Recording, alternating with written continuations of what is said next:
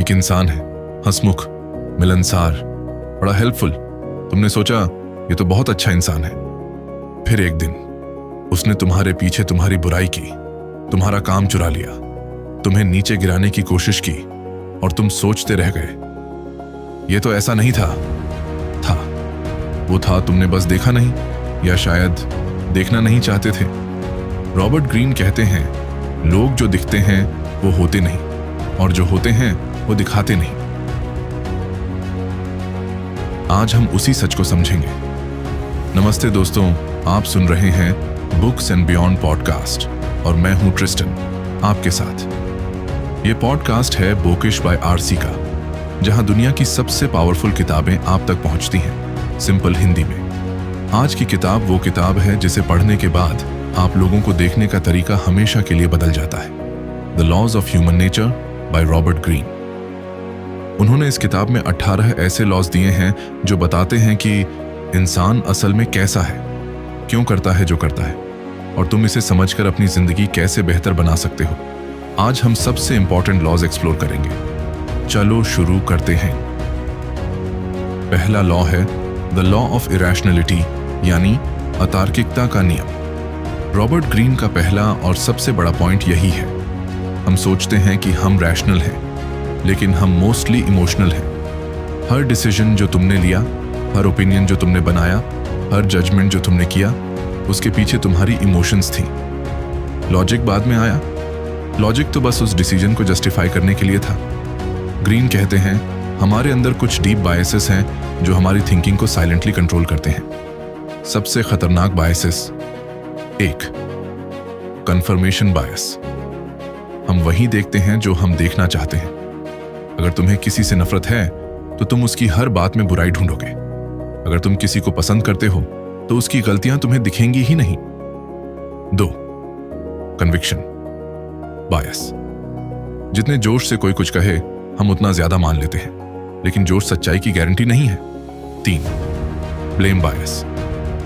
जब कुछ गलत होता है हम दूसरों को ब्लेम करते हैं, जब कुछ सही होता है हम खुद को क्रेडिट देते हैं। 4, ग्रुप बायस।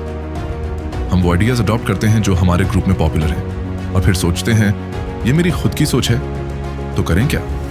ग्रीन कहते हैं स्टेप 1, अपने बायसेस को पहचानो। स्टेप 2, जब कोई इमोशन बहुत स्ट्रांग हो रुको, रिएक्ट करने से पहले 24 घंटे वेट करो। स्टेप 3, हमेशा खुद से पूछो मैं ऐसा क्यों सोच रहा हूं, इसके पीछे कौन सी इमोशन है।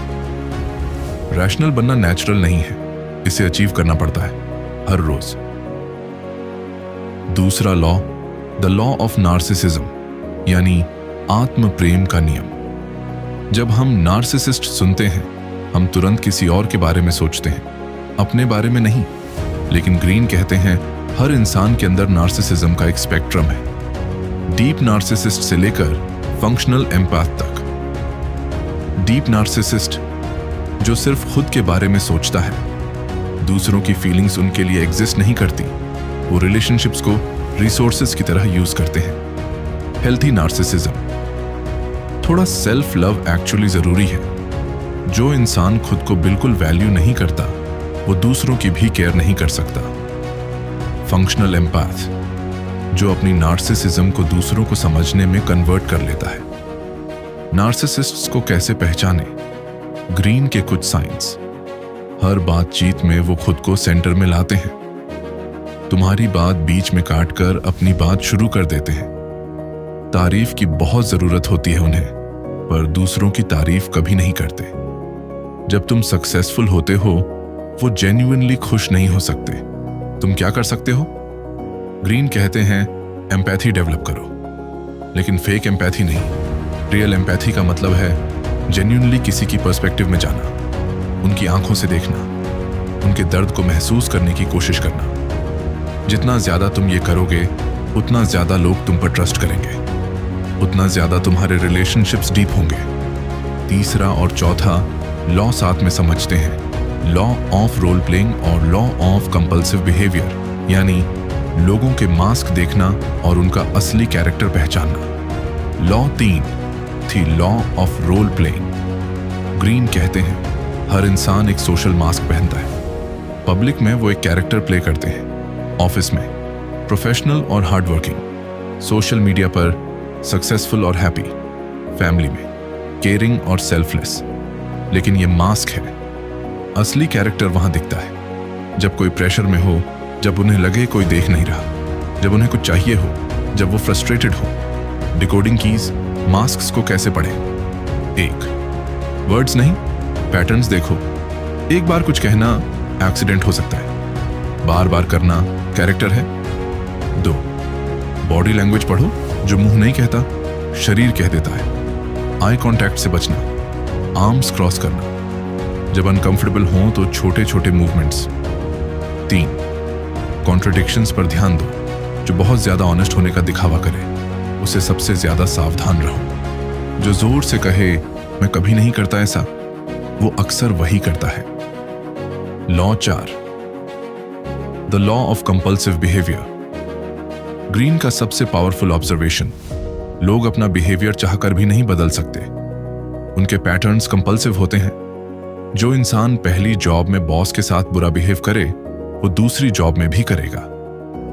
जो रिलेशनशिप में पार्टनर को कंट्रोल करे वो अगली रिलेशनशिप में भी करेगा। कैरेक्टर डेस्टिनी होता है। इसीलिए ग्रीन कहते हैं किसी को हायर करने से पहले, किसी से रिलेशनशिप शुरू करने से पहले उनका पास्ट पैटर्न देखो।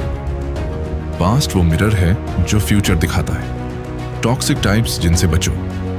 द हाइपर परफेक्ट टाइप, हर चीज कंट्रोल करना चाहते हैं, कभी मिस्टेक नहीं मानते। द पैम्पर्ड प्रिंस / प्रिंसेस, हर काम उनके लिए होना चाहिए, रिस्पॉन्सिबिलिटी नहीं लेते। द प्लीजर, मुंह पर हाँ, पीठ पीछे कुछ और। द सेवियर, तुम्हारी हेल्प के नाम पर तुम पर डिपेंडेंट करते हैं। लॉ 5, द लॉ ऑफ कविटसनेस, लोग हमेशा वो चाहते हैं जो उनके पास नहीं है। ग्रीन कहते हैं इंसान की नेचर है, जो अवेलेबल है उसकी वैल्यू नहीं, जो दूर है उसकी तलब है। हम उन चीजों की तरफ खींचते हैं जो मिस्टीरियस हैं, जो थोड़ी अप्राप्य लगती हैं। पर्सनल लाइफ में इसका मतलब, जो इंसान हर वक्त अवेलेबल रहे उसकी वैल्यू कम होती है। जो थोड़ा मिस्टीरियस रहे उसकी तरफ लोग नेचुरली खींचते हैं। प्रोफेशनल लाइफ में अपने काम को, अपनी स्किल्स को ऐसे प्रेजेंट करो कि लोग उसे एक्सक्लूसिव समझें। ग्रीन का एडवाइस, खुद को हमेशा मूविंग टारगेट रखो, हमेशा इवॉल्व करते रहो। कभी फुली प्रिडिक्टेबल मत बनो, जो चीज पूरी तरह समझ में आ जाए वो बोरिंग हो जाती है। Law 6, the law of short sightedness, हम सिर्फ आज देखते हैं कल नहीं। ग्रीन कहते हैं शॉर्ट साइटेडनेस सबसे कॉमन और सबसे डेंजरस वीकनेस है। हम इमीडिएट रिवॉर्ड्स के लिए लॉन्ग टर्म को सैक्रिफाइस करते हैं। 4, science of short sightedness. 1, panic, crisis में तुरंत रिएक्ट करना बिना सोचे। 2, इम्पेशंस, रिजल्ट्स जल्दी चाहिए, प्रोसेस को स्किप करना। 3, ग्रुप प्रेशर में बह जाना, सब कर रहे हैं तो हम भी। 4, माइक्रो मैनेजमेंट, छोटी छोटी चीजों में उलझकर बिग पिक्चर मिस करना। सॉल्यूशन, फार साइटेड बनो। जब भी कोई बड़ा डिसीजन लो खुद से पूछो 1 साल बाद इसके क्या कॉन्सिक्वेंसेस होंगे, 5 साल बाद, 10 साल बाद। जो दूर देख सके वो लीड करता है, जो सिर्फ आज देखे वो रिएक्ट करता है। Law 7, the law of defensiveness, लोगों को डायरेक्टली बदलने की कोशिश मत करो। ग्रीन कहते हैं इंसान नेचुरली स्टबर्न है, कोई डायरेक्टली उन्हें चेंज नहीं कर सकता। जितना तुम आर्ग्यू करोगे उतना ज्यादा वो अपनी पोजीशन पर अड़ेंगे। इसीलिए डायरेक्ट कॉन्फ्रंटेशन काम नहीं करती। 5 स्ट्रेटजीज फॉर इन्फ्लुएंस। 1, पहले उनकी बात सुनो जेन्युइनली, जब लोग सुने जाएं वो ऑटोमेटिकली ओपन होते हैं। 2, उनकी सेल्फ ओपिनियन वैलिडेट करो, हर इंसान को लगता है वो रीजनेबल है, उस फीलिंग को कंफर्म करो। 3, इनडायरेक्ट सजेशन दो, तुम्हें ये करना चाहिए कि जगह क्या हो अगर हम ये ट्राई करें।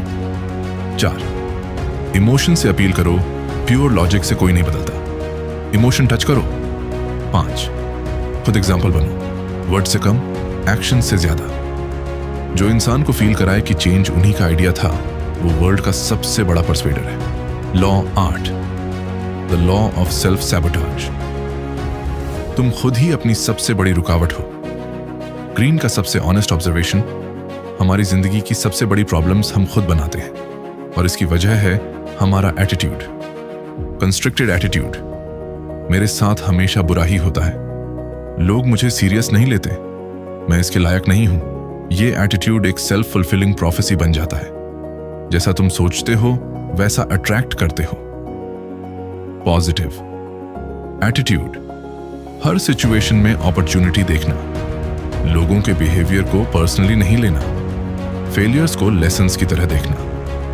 ग्रीन का कोर मैसेज, सर्कमस्टेंसेस तुम्हें नहीं रोकती, तुम्हारा अपना एटीट्यूड तुम्हें रोकता है। अल्टीमेट फ्रीडम यही है, अपना एटीट्यूड चूज करना। Law 9, the law of repression, तुम्हारा डार्क साइड छुपाए नहीं छुपता।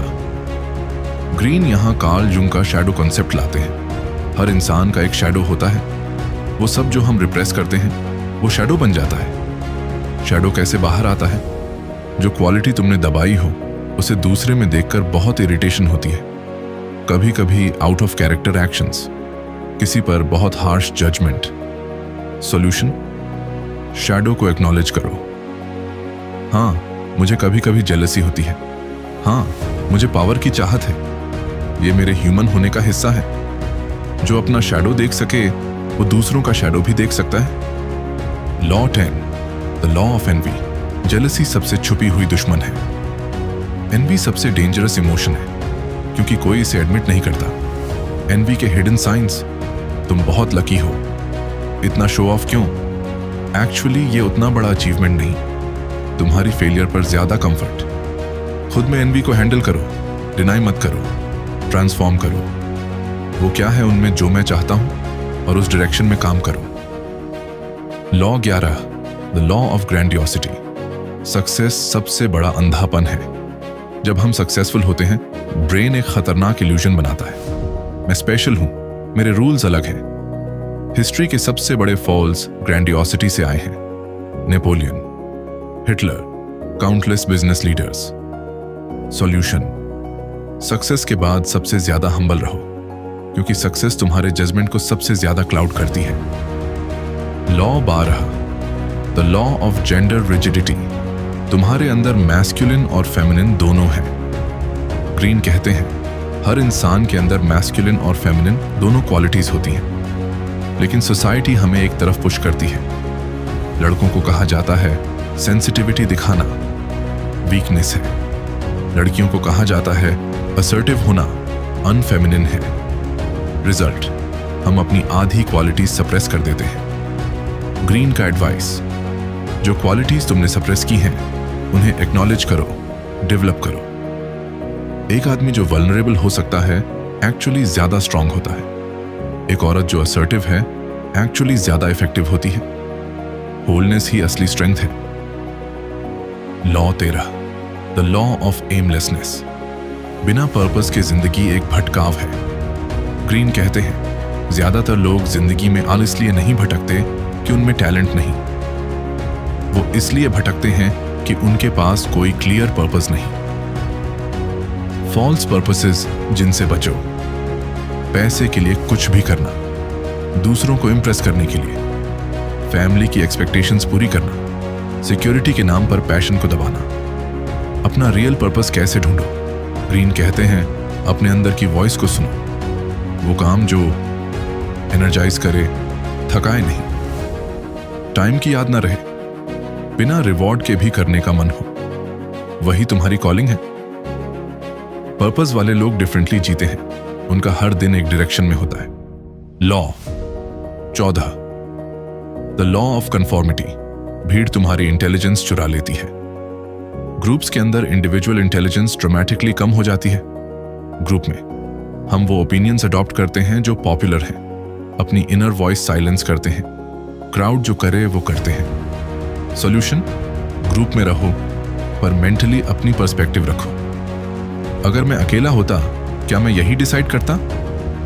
Law 15, the law of fickleness, leadership trust पर टिकी है, पोजीशन पर नहीं। ग्रीन कहते हैं लोग नेचुरली फिकल हैं, आज फॉलो करते हैं, कल अगेंस्ट हो जाते हैं। एंटाइटलमेंट, कर्स, जो लीडर सोचे मुझे इसलिए फॉलो करो क्योंकि मैं बॉस हूं, वो लीडर नहीं टिकता। ट्रू अथॉरिटी कैसे बिल्ड होती है? कंसिस्टेंसी, जो कहो वो करो हमेशा। अकाउंटेबिलिटी, अपनी गलतियां ओन करो। एम्पैथी, टीम की प्रॉब्लम्स जेन्युइनली सुनो। एक्सीलेंस, खुद सबसे ज्यादा काम करो। जो लीडर इंस्पायर करे वो लोग वॉलंटरीली फॉलो करते हैं, जो सिर्फ कमांड करे वो अकेला रह जाता है। Law 16, the law of aggression. Her friendly इंसान के पीछे एग्रेशन छुपी है। ग्रीन का सबसे uncomfortable truth, aggression human nature में डीपली वायर्ड है, लेकिन सोफिस्टिकेटेड लोग इसे डायरेक्ट नहीं दिखाते। वो यूज करते हैं पैसिव एग्रेशन। पैसिव एग्रेशन के साइंस, बैकहैंडेड कॉम्प्लीमेंट्स। वाह, तुमने ये इतना अच्छा किया, मुझे एक्सपेक्ट नहीं था। कंसिस्टेंट लेटनेस, तुम्हारे साथ, मैं तो बस जोक कर रहा था। अग्रीइंग पर फिर कुछ न करना। साइलेंट ट्रीटमेंट, इनसे कैसे डील करें? डायरेक्ट कन्फ्रंट करो, काल्म तरीके से। मुझे लगा तुमने ये कहा, क्या ऐसा था? जब पैसिव एग्रेसर को पील किया जाता है, वो या तो अपोलोजाइज करेगा या मास्क गिरेगा। दोनों ही केसेस में तुम जीतते हो। Law 17, the law of generational myopia. हम अपनी जनरेशन के प्रिजनर हैं। ग्रीन कहते हैं हर जनरेशन एक स्पेसिफिक स्पिरिट के साथ बड़ी होती है। वो वैल्यूज, फियर्स और डिजायर्स जो तुम्हारे फॉर्मेटिव ईयर्स में थे, वो तुम्हारी सोच को हमेशा के लिए शेप करते हैं। Law 18, the law of death denial, यानी मृत्यु के इनकार का नियम। ग्रीन की सबसे फिलोसॉफिकल लॉ। हम सब जानते हैं कि मरेंगे, लेकिन हम ऐसे जीते हैं जैसे हम इमॉर्टल हैं। हम फ्यूचर में प्लान करते हैं जैसे वो गारंटीड हो। हम रिलेशनशिप्स को ग्रांटेड लेते हैं। हम आज जो करना है कल पर टालते रहते हैं। ग्रीन का मैसेज, मॉर्टेलिटी को कॉन्शियसली याद करना वीकनेस नहीं है, ये सबसे बड़ी क्लैरिटी देता है। जब तुम सोचते हो मेरे पास लिमिटेड टाइम है, तो तुम ट्रिवियल चीजों पर एनर्जी वेस्ट करना बंद करते हो। इंपॉर्टेंट रिलेशनशिप्स को टाइम देते हो, उस काम को करते हो जो एक्चुअली मैटर करता है। मेमेंटो मोरी, याद रखो तुम मरोगे, ये डरावना नहीं है, ये लिबरेटिंग है। अगर आज का एपिसोड आपको किसी के बारे में या खुद के बारे में कुछ नया सोचने पर मजबूर कर गया, तो बुक्स एंड बियॉन्ड पॉडकास्ट को सब्सक्राइब और शेयर जरूर करें। ये पॉडकास्ट है बोकिश बाय आरसी का। इस एपिसोड को उस दोस्त के साथ शेयर करो जो हमेशा कहता है, यार मुझे लोग समझ नहीं आते।